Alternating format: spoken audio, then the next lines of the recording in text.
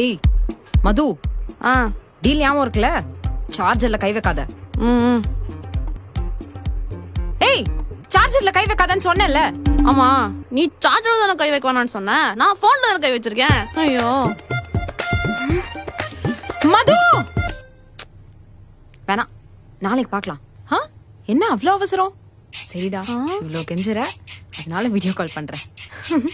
அடி பாவி, லவ் பண்றியா? அம்மா கிட்ட போய் சொல்லவா? போய் சொல்லு போ.